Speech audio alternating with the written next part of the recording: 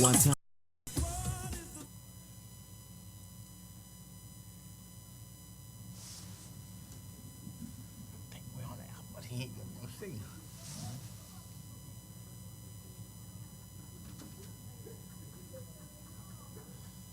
Hello, good morning, good morning, good morning. You are listening, and some of y'all are watching Church Without Walls. We come to you every Monday morning, 11 to 12, Central Standard Time on the New Orleans Talk Network. We're certainly happy that you let us come into your car, your home, wherever you may be. We are so happy to be a part of your agenda during the day. And I'm your host, Charles Stewart, and co-host is Dr. Reverend Anthony Williams. We come to you every Monday morning to share with you Church Without Walls. Church Without Walls is the name of the show. You are the church. You make the show. And we provide the topic and you provide the conversation. So we like to invite you to call us 504-341-8255. 504-341-8255. Download us on the app, www. New Orleans Talk Network. We're also on Facebook, YouTube, and Instagram. And we're so happy to come to you every Monday morning.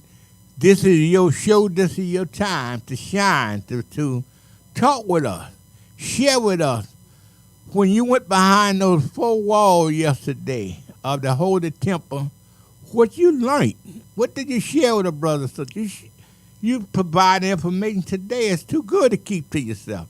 So we invite you to call us and interface with myself and Dr. William every Monday morning. Want to thank everyone that supported Church Without Walls. We had a Christmas gala, and we thank everyone supported us. Some of the businessmen, black businessmen that in the parish, we want them to know we thank them for the support. Jerry Frazier Connection, he always supports. We thank God for him. Brother Paul Johnson, we thank God for him and his engineer company for the support. Brother Brian Carter, we thank him for him and his company and his construction company for his support. We really thank him. And many, many, many others that supported us. If I didn't call your name, who supported us, please forgive me. I don't have it written down all the supporters, but those are the one that came off on the top of my head. I think Lester Essett, I think he was one of our supporters, and whoever you are, we want you to know from the bottom of our heart, Dr. William and myself, we thank you for your support. And we thank those that maybe you didn't buy a table, you bought a ticket, whatever you did to support us, we thank you. We thank you for those that pray for us. Do we thank you for listening to us? We've been on the air now this past year, and many people that I run into, they said, Doc, I hear you every week. We like what you're saying, and I just appreciate you. And I also want to say that I want to thank the Thomas brothers who was at the fundraiser, and it was certainly happy to see them bring back memories from old years. And Anthony Thomas is a special young man that God, when doctors may have seen no hope, but God said, no, that's my child. He gonna come back at 100%. This is a young man that went through a surgery that he may be one or two person out of the whole country that come through and come out to help the young man. And certainly I would like for him to be on the show, on one of our upcoming show one week, to talk to him and let him share with the listening audience what he went through, and God brought him out of it. I think he could get inspiration to a lot of people. And you never know what God has in store for you, and you never know what you're gonna go through. But he certainly went through something. I think maybe out of the whole United States, that people, the type of surgery that he had, that went through and came out of, and also is a healthy young man. And I seen him Saturday night, and it certainly lift my spirit up just to see him again. And like I say, in the future, Dr. William and myself certainly would like to have him on the show, and I know his story is inspiring to everybody. I know he's a little shy, but he got a testimony I think the whole world need to know, need to hear the almighty power of God, what God can do for you. Dr. Williams? Just want to say good morning to everybody. Hope y'all having a good weekend to start off. This is the Monday. You know, everybody say, Lord, I got to go to work on Monday. Monday is the best day of the week. And if you can feel what you're going to go through the rest of the week based on Monday, you'll be all right. But if you start off with a negative opinion about the rest of the week, that's what you're going to end up with. Yeah. Dr. William said it so good. Monday is Best day of the week. best day of the week because, like I said, it's you should be energized. You know, after you done Saturday, a lot of us go to the mall or wherever we may go, and we go shopping. Some of us spend time at the park with the family, whatever. Then Sunday, you have an opportunity to go to your local church house and they have the experience of God, and you kind of like recharging for the upcoming week. And after you leave your church house, and then you're able to go sit down with the family. Many of us go to the restaurant and sit down and eat and enjoy themselves. Many of us, have the family tradition. The family, they have the family dinner. Everybody sitting around the table and enjoy themselves. So then after that, you rest, and it starts all over again. Life is like a rerun, it's over and over and over. And always people ask me, say, how is things going in your life, or how is this happening? And I always tell people that it's still the same. It's just got new players. Mm-hmm. This life is the same. It's changed. And the old song say, everything must change, nothing stay the same. But you'll realize that regardless of how you do it, it still remain the same. Don't care how you look at it. And that's part of life. Okay, got a lot of news going on out there, Tell y'all every week it's been, 168 hours since we've had a discussion on the radio. In that 168 hours, they got like 10,000 minutes, and they got over 64,000 seconds that we hadn't discussed about our community. So now it's open. 504-341-8255. And the topic today, we're going to be talking about President Trump have gave us a warning when he said that we want to make America great again. And in this speech I see he made in Alabama, he said that in his speech for Roy Jones, he said both for Roy Jones gonna make America, he would make America great. And I want to do particularly the people in the African American community really know what that word means when they're gonna make America great again. It's an interpretation what David Duke used to use the word, we're going to take our country back. But Donald Trump have his way with word. He do it in a unique way. He said that we're going to make America great again. What he actually is saying to us is that, and saying to the whole country, is that we want it the way it was in the 50s, the 60s, the 70s, the 80s, and some of us been living a long time. We can go back way to the 40s. And do we understand what happened in the 30s, the 40s, 60s, 70s, 80s, all the way up to 2017 now? Are we preparing ourselves to deal with what's coming in the years to come? And I think we are sleeping out there. We're not preparing ourselves. We uninformed, and we're not listening. We're not paying attention. But my God, we better start to paying attention what's going on in the world right now. In the great state of Alabama. Alabama got one of the best football team in the country year after year. African-American young men dominate that team. And they kids from Alabama, every state, want to go to Alabama because they they have the number one football program in America. But I want to ask our listener audience a question.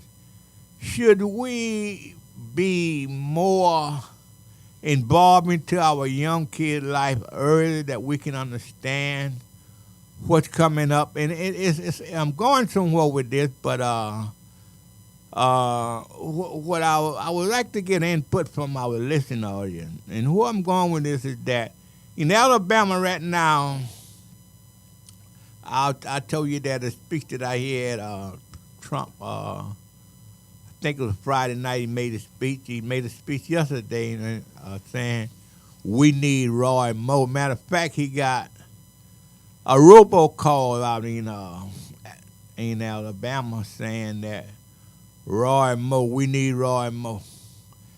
Roy Moore and the Republican Party have, in my opinion, my evaluation of the Republican Party was, I came up to believe that they had value, they had the more value, like, they seemed to me that they had a lot of Christian values that, that people they didn't do in it. They, see some of the things that done happened in the last, I'd say the last 2 years, some of the things that we're seeing happening right now is I didn't feel that Republican, I grew up to believe the Republican Party wouldn't stand for that.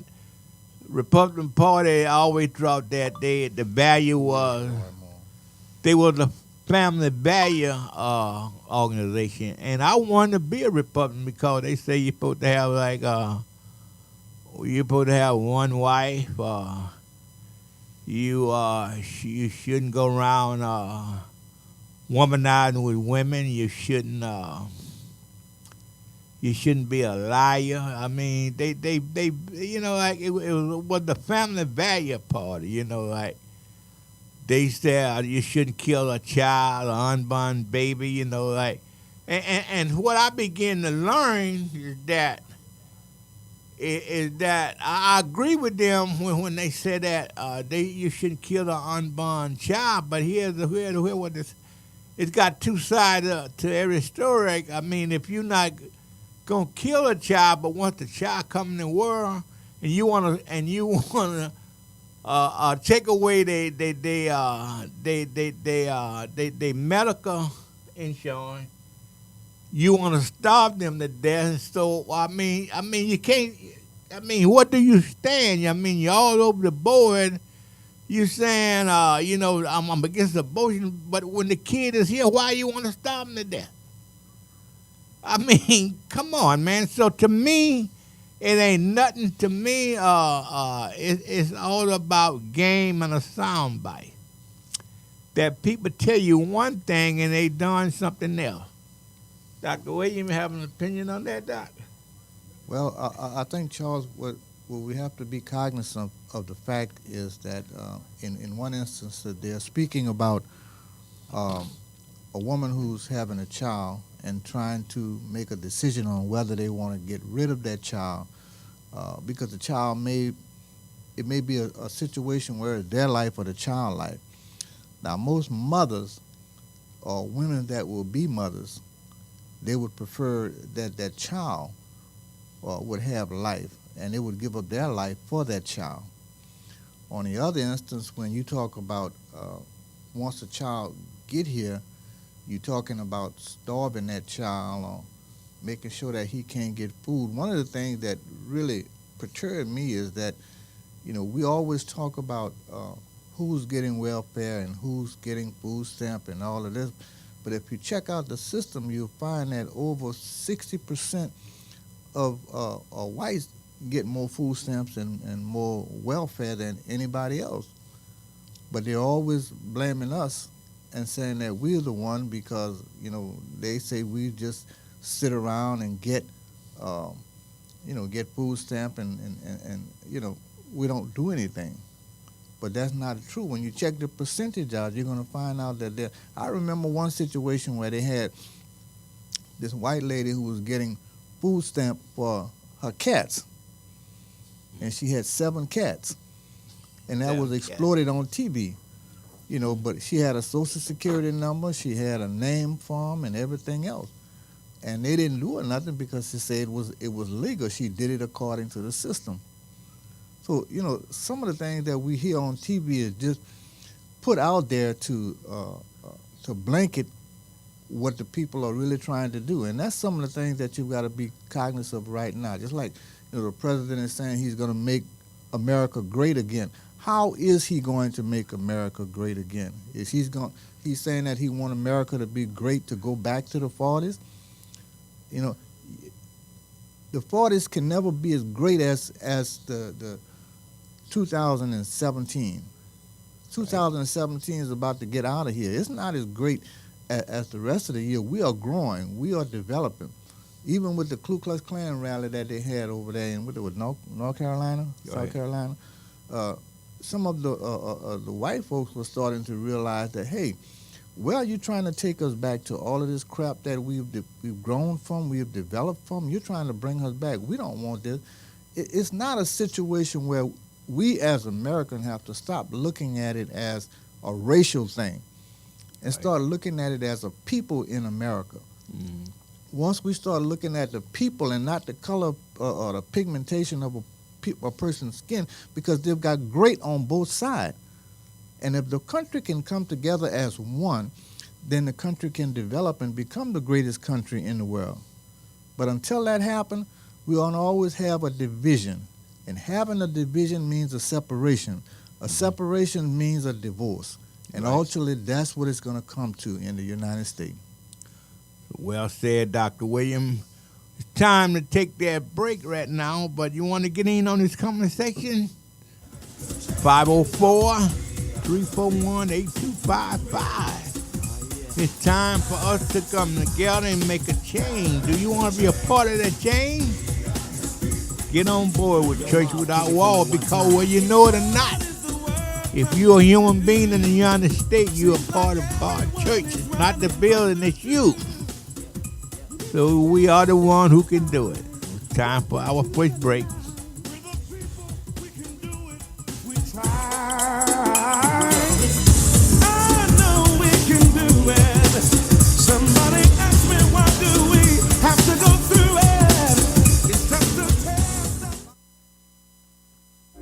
Join in on Mondays from 1 p.m. to 2 p.m. for Breaking the Silence with Dr. Patricia Fry. There are no limitations or boundaries. We talk about life, and guess what? That includes you. So download the app today, New Orleans Talk Network, and subscribe on YouTube. That's every Monday, 1 p.m. to 2 p.m. New Orleans Talk Network, Breaking the Silence with Dr. Patricia Fry. Our listeners are as important as our guests. Join in on the conversation. 504-341-8255. The New Orleans Talk Network.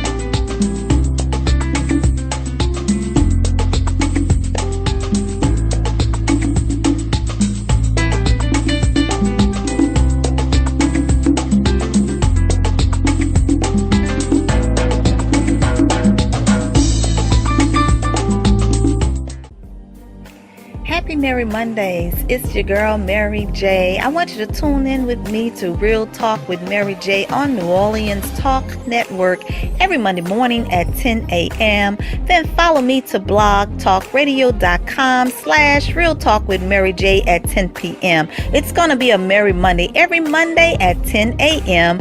and 10 p.m. You've just tuned into New Orleans Talk Network. Are you looking for a home to live stream your next event? Give us a call here at Bethesda Community Event Center, the only place on the Gulf Coast that can host and broadcast live your wedding reception, your baby shower, business seminar, and any other special event. Give us a call at 504-708-9454 for more details.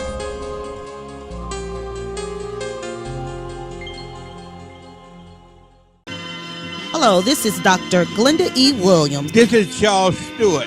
Dr. Anthony Williams. and I want to encourage you to join Church Without Walls every Monday morning from 11 a.m. to 12 noon. And we want to encourage you to promote God's plan and not man's plan. Don't you dare miss it.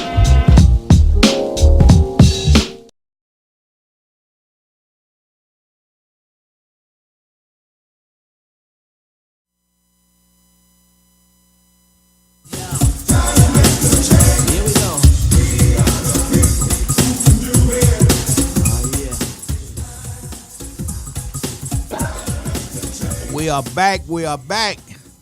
You are listening and watching Church Without Walls. We on airways every Monday morning, 11 to 12. Dr. Anthony Williams and myself, Charles Stewart, we come to share our views and show some love to everybody. So we want y'all to show y'all love too. I know a lot of time running to people's Home Depot or in the grocery store, say, man, I hear you, I like what you're saying, but, you know, I would like to hear from you sometime. Call me up, brother, let me know, you know, that you're with me there. It feels good for people to tell you that they are listening. But also, we want you to know that we are there for the community. We're here because we love to share what we have learned during the week and what we learned in the church out to share with the people. And back to, we were talking earlier about how we need to come together, how the president of, as Dr. Williams had said earlier, about us coming together, you know, is that the race in Alabama with President Trump, he just took it over, like he tweeting, he robo and calling everything. But I understand today that former President Barack Obama, he is also have a robocall out in the state of Alabama and urging the people to go out and vote for the Democrat candidate. And so it's a big race, but I always tell people that, you know, this is my opinion now. I'm not speaking for Dr. Williams. I'm only speaking for myself. I think Donald Trump is one of the greatest things ever happened to the black community if we would just feed off of what he's doing. I mean, he done uncover everything, like all the blindness that we done had on for years.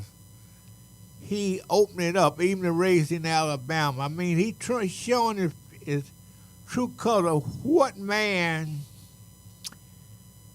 could be running for the Senate seat for he representing the state of Alabama, but he gonna sit in the Senate. That's the whole country. And this man is accused of being involved seducing 14 and 15-year-old girls. And these women is coming out, by the drove saying me. And it was so bad they wanted me to town. Charles, I think you need to explain that when you say that Donald Trump have done a lot for blacks. If you're saying that Donald Trump have opened the eyes, yeah, caused black folks to open their eyes to see a lot of things that are going on in the state, that he uncovered the Democrats and the Republicans and showed us that there was prejudice on both sides. Yeah. And you got prejudice in whites, you got prejudice in black, you got prejudice in Spanish community. There's prejudice all over the world. Right. But God, that's God. Where we say we don't understand God's ways of how He doing things. That was God's way of uncovering and a way of uniting the people together as one. And the people have to do it. God can't do it for us. He done what He had to do. He came down here, brought salvation. He done came down here, He done hung on the cross. But now it's up to us to come together as one people. I agree. And if that's what, I can concur with you if that's what you're saying, Yeah, that's exactly what I'm saying, Rev, is that in other words, Donald Trump, he done made it where saying a lot of our brother was wearing the white sheet over their head, Rev. Mm-hmm. Them jokers ain't wearing a white sheet over their head. They wearing three-piece suit. Three-piece suit. They judges. They policemen. They, and they doing things that they. In other words, in the past, they did it and got away with it because it was undercover. Right. But now they're exposed and they're doing it, and they're saying that they're doing it according to the law. Right. And so they're handling up on different race of people. When you look in the prison, all you're going to see is Afro-American, Spanish, and what they call them poor white trash. Right. But the prisons are filled with individuals, educated individuals. Right. And you've got situations whereas undercover, they were locking us up. Right. Now they're locking us up according to the law, what they call justice and the law. Mm-hmm. So we've got to find a way to curtail this. Right. And that's what we have to do right now. As a people, we got to come together. Mm-hmm. Now, Rev, you were saying that they able to justify. That's the kind of people that the president wanted office now. Why would you, a man accused of seducing a young girl, and it was so bad they ain't even lying me to town. And they got proof of this. Yet and still they said, well, Roy Moore said it wasn't true. I mean, it's almost like when the president made those comments that he made, and most of us that look at any news know the comments that he made about them women and what he do to them. He said, when you rich and powerful, you can do certain things to women and get away with it. And he brags about it. Then now, I mean, today they had, I think, 3 or 4 of the women that accused the president of the United States of sexual harassment. They called a press conference this morning, and they asking Congress to investigate that what the statement they made against Donald Trump had said the women that accused him of sexual harassment. He said once the election was over with, he was going to sue them women. So, he ain't sued nobody. Donald Trump says a lot of stuff, but then he goes back on it. All of the stuff that he was talking about he was going to set in place while he was running and campaigning, he went back on all of that. Yeah. He went back on all of that. But he walked away, real like he said he going to sue the women for sexual harassment.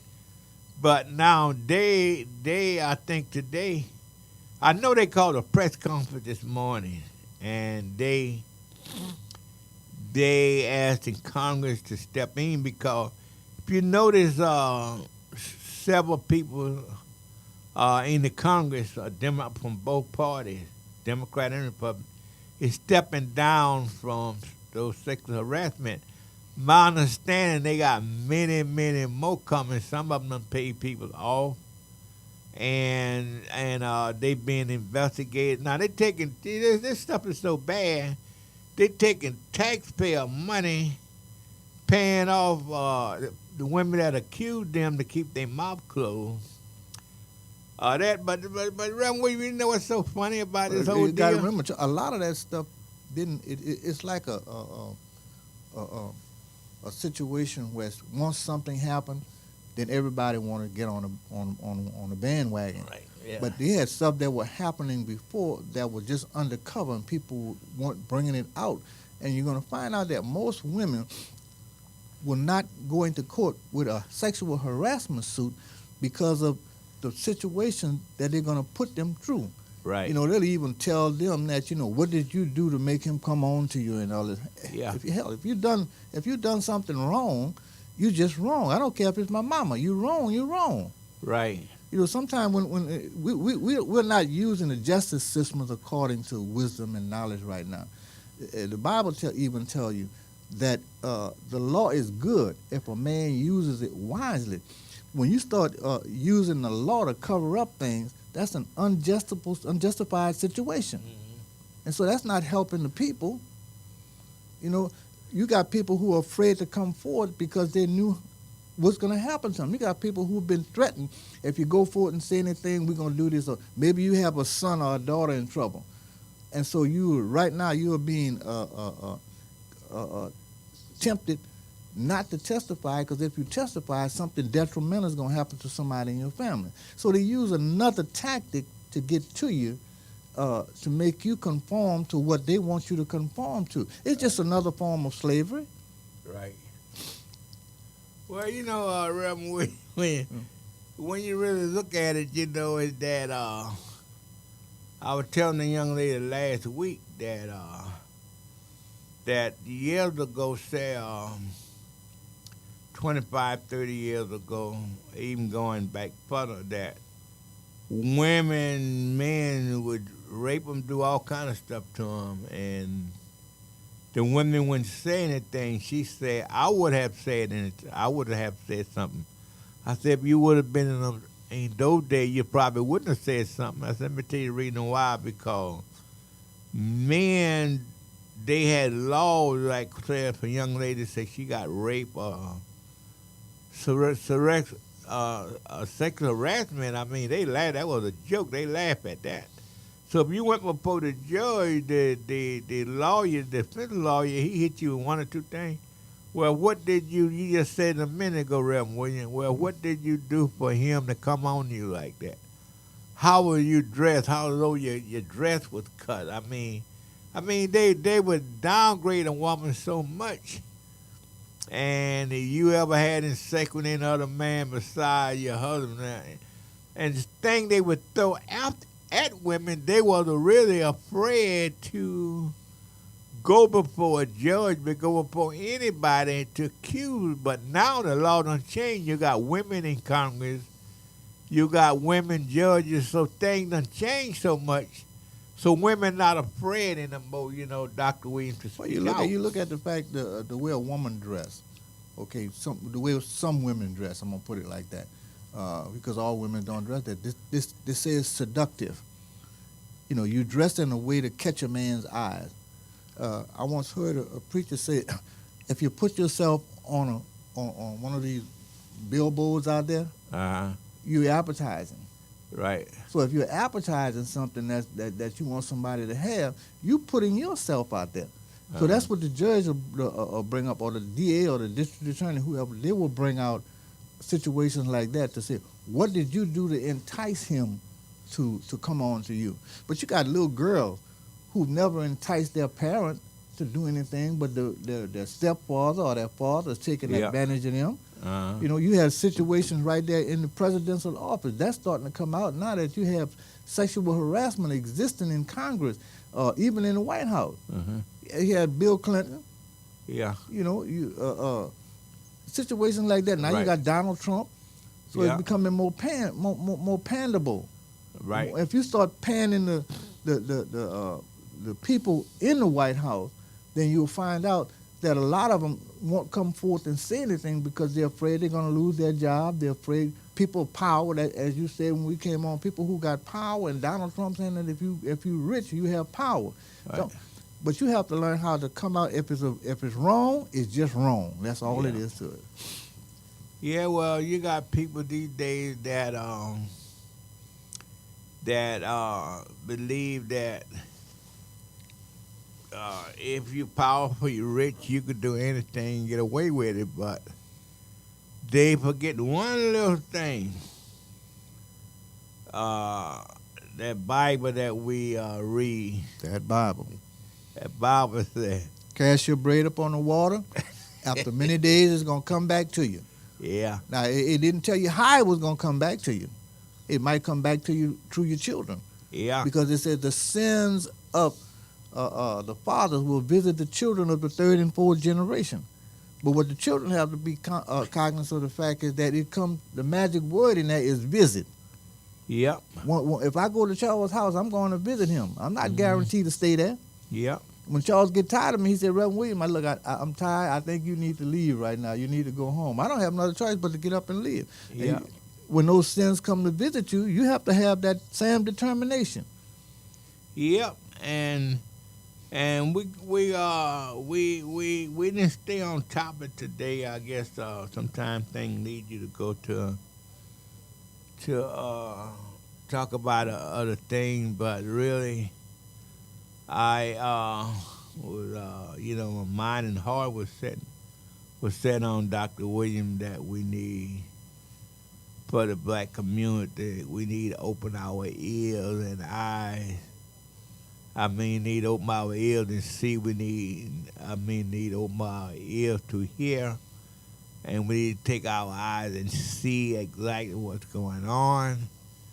And we need to do something about it. Let me say this, Dr. William. And the reason why I want to discuss that, I guess sometimes so much going on in the news that take you away from your subject. I think preachers sometimes they get up with one subject, but the Holy Spirit guide them to another sermon as they speak, and that kind of like happened to us today. And I guess like your mind kicking to what's going on in Alabama. Like everybody and their brother is involved into the election. I think the election. Matter of fact, the election is tomorrow.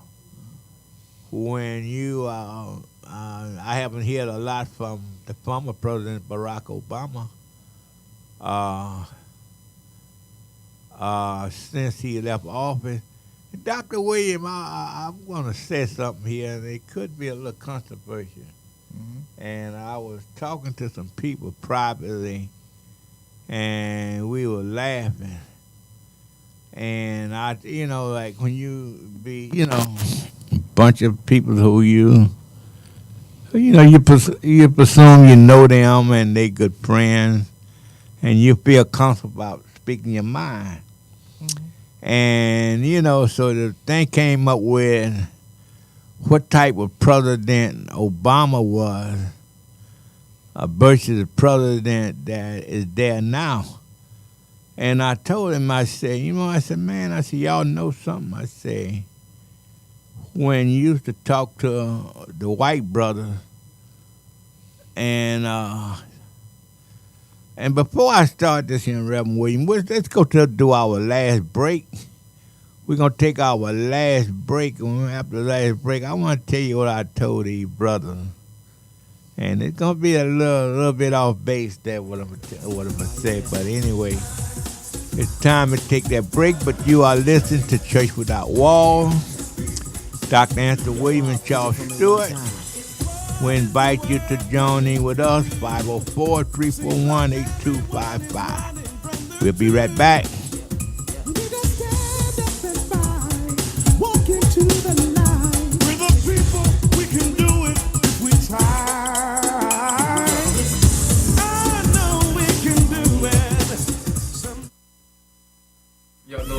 people person here. Big hole ahead. It's your boy Fred. This man, big fan. Right. Listen, we're your host of the New Orleans Talk Network's Fan View. Real fans talk real sports. Check us out every Thursday night, 6 p.m. We're back. Talk What You Know returns on Wednesday mornings at 8 a.m. We got a brand new co-host by the name of Bob B. And hey, that's me.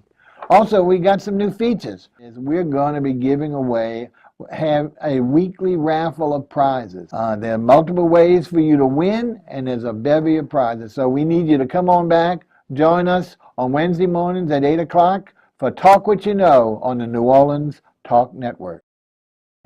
Here at Jones Insurance, your full-service agency, let us take care of all your insurance needs. We provide homeowners insurance, flood, rental, commercial, auto, and life insurance. Don't let the unexpected tragedy destroy your family's future. Here at Jones Insurance, 7603 West Bank Expressway, Monroe, Louisiana, 772. Contact Lois at 504-348-1492. The New Orleans Talk Network, now on your mobile device, on your computer, in your ear, and interactive. It's new, it's innovative, and it's on your mobile device. Android, iPhone, iPad, and on your computer. Take us wherever you go. Because we're interactive. 504-341-TALK. That's 504-341-8255. What's up, readers and shakers? It's your girl, Rhonda M. Lawson, sending you a personal invite to the Literary Lounge. Tune in to Horizons with Meet the World Image Solutions each Wednesday at 7 p.m. Central Standard Time for the best in literary conversation. Each week, a different author will join us to talk to their most important readers, you. You can also call in to ask your own questions. So don't forget, each Wednesday at 7 p.m., join us in the lounge for Horizons with Meet the World Image Solutions. See you there.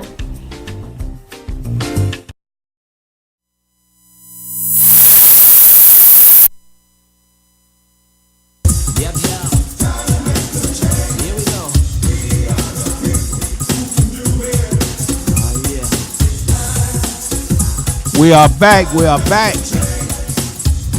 You are listening to Church Without Walls. We want to take one quick second there. I hope that Reverend Dawn out in Kenner, I know she was ill. She got a little food poisoning or something last week, but I think she all right. And I know that God done brought her through it. I know she had a long day yesterday in preaching, so God bless her. And also wanted to... for anyone that is a little sick and shedding, we pray for a speedy recovery for everybody. Miss Watson over there in Bridge City, thank God for you. And thank God for all of our listeners. Love everyone. We love you, we love you, love you. Now, I was telling Dr. Williams before we went on a break that I was with some friends, and you know, when you be with friends, you know, you certain words you use them out of humor, and you use them as scenario, you know, to get your point over. And so I asked one of the brothers that about certain words, and I said that. And, you know, like I was saying earlier that Barack Obama, before he became president, I said many times that you would hear, you know, a lot of our white brothers would say that it was very difficult for a black man to be president, said, because you can't find too many of them that ain't had, you know, 3-4 wives. They, you know, say if they get in the White House, they're going to have all the family people going to be there. And, you know, it went on and on. The resume that would keep a black man out of the White House. He would be a womanizer. And I was sharing with some brothers last week. I asked them a question. I say, you know, everything that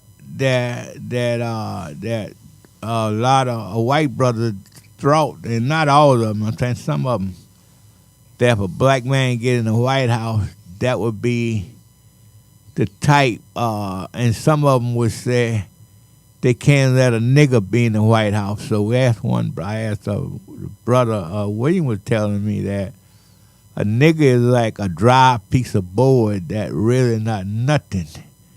And so I said, well, Barack Obama, he don't even really qualify for being a nigga because like what a lot of black folks thought he would be, he wasn't even close to that. I mean, he had one wife. I mean, he didn't bring his family people to the White House. He wasn't no cheater. He wasn't no liar. He wasn't none of them. But just so happening, the man, like in the White House, today his qualifications more closer to that than Obama was. I mean, he done had 3 wives. He got his brother-in-law, dog everybody in the White House. So Dr. William, how could you? I mean, it's funny how God bring things before our eyes, let us see things that we never were.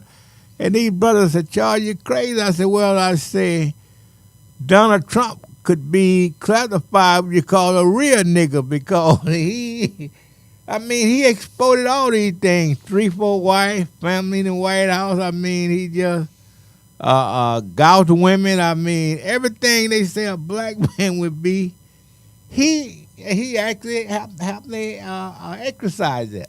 Well, Charles, when you actually think about it, if you go all the way back in history, you're going to find out that you had black kings and you had black queens. You had people of color who were actually more closer to what we would want to accept as the kind of person that you would want to be in leadership. And now you've got a president who comes along right now, and all of the things that they said that an Afro-American or black person would do right now in the White House, he's doing those things. He's putting those things up right now. Mm. So if you look back if you want to use Barack Obama for a person, the first African black president, if you want to use him, when he went into the White House, he went into the White House trying to make a difference and trying to bring people together as one. But when we look at the slaying that they put up on us as a people, when we look at the slaying that they put on us as a people, we are not communicative to the term that they're slandering us with.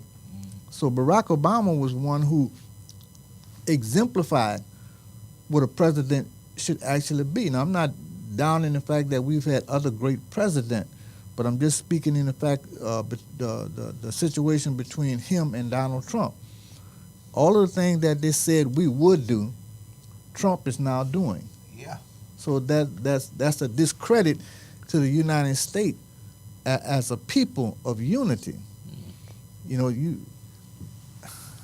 It is a situation right now where it's really hurting the country.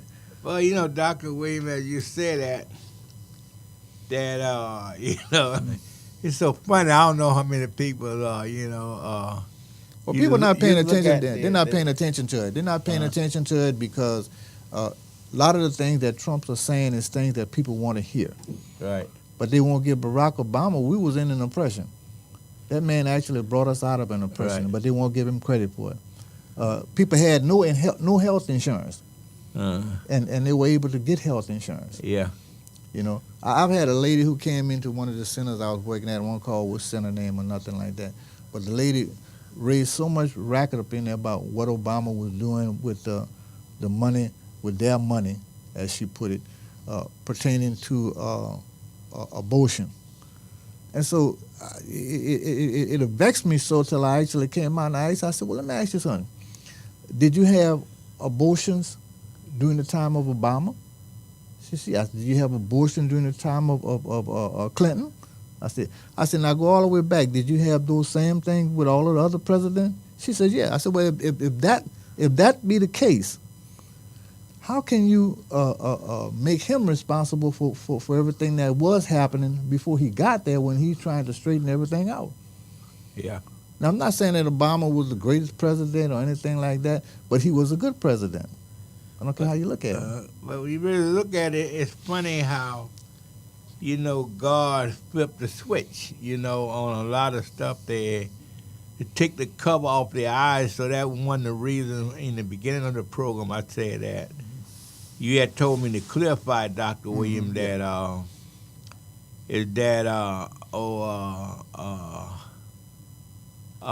Donald Trump was great for the black community because it opened our eyes, and they should be making us come together. We should thank him for opening our eyes. That it's like the old song in the black church that sang years ago. I once was blind, but now I see. Mm-hmm. And we should look at that, and we want to, as we end the show, many of us probably used to see Richard Pryor's show when they did a little sketch about he was president. He didn't want the press to ask certain questions. So you look at Donald Trump these days, that remind me of Richard Pryor. When they ask him certain things that he don't like, he holler, fake news, fake news. And it's important to believe that. But anyway, we coming to the end of another great show. Always seem to be the fastest hour in show business, Reverend Williams. And Reverend Williams, you got a closing statement or something you want to say at the end?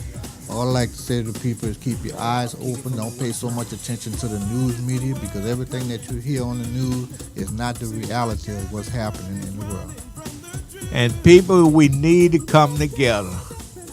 And please believe me, in the upcoming week, we're going to ask you to come a part of a Church Without Walls. We would like to be a movement to the people, the people who can do it. And we begging and pleading with you. Start to paying attention. All news you hear is not real news, but I guarantee you what you hear on Church Without Walls is real news. So we love you, and God bless everybody. We hope you have the greatest week of your life. So again, there's no such thing as being half dead. If you're dead, you're dead. We love you, and enjoy your week. God bless you.